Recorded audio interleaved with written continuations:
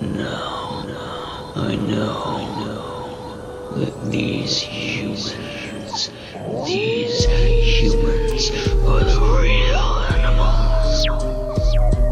I'll huff, and I'll puff, and I'll blow their house down.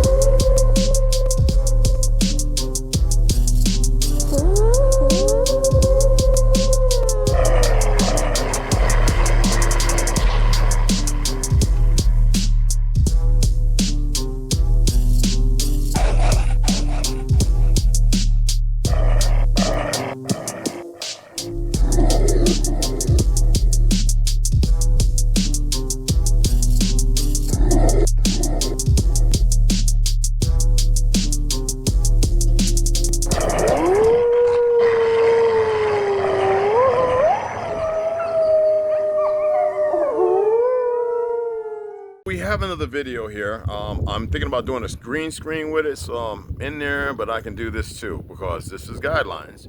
I want you to listen to what's being stated about 30 some odd Negroes. It's well documented that that's a lie. It's been debunked over and over and over, all right? And you need to look at the individual that wrote it, okay? We know who that person is, okay? All right? I just want you to listen to this real short little video, and please share your thoughts, all right? A small number of Africans were subsequently brought to Virginia and sold over the next decades. Only very few, only 300. Only very few, only 350 years later. Oh, sorry, 20 years later. But meantime, hundreds, thousands of poor whites were being brought in, and on various convicts and children, etc. And they were being enslaved. And they were being enslaved. What they didn't realize was that they were selling away all their rights, and they had become chattels. They were used as property, regarded as property. Now, as for the ideas of the development of slavery, which is that in 1619 slavery began in America with the arrival of 20 and odd Negroes, as they were called, sold, according to accounts, by a Dutch captain to planters in England, and this was where slavery began. Well, it wasn't true. Slavery had begun earlier.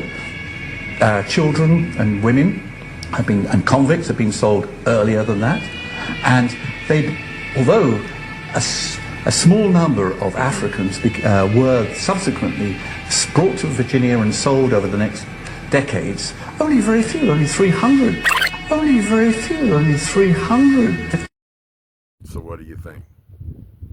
What do you think? Some of those things are key words. You can look it up. Very informative. All right? Who's the individual? Why don't you look him up?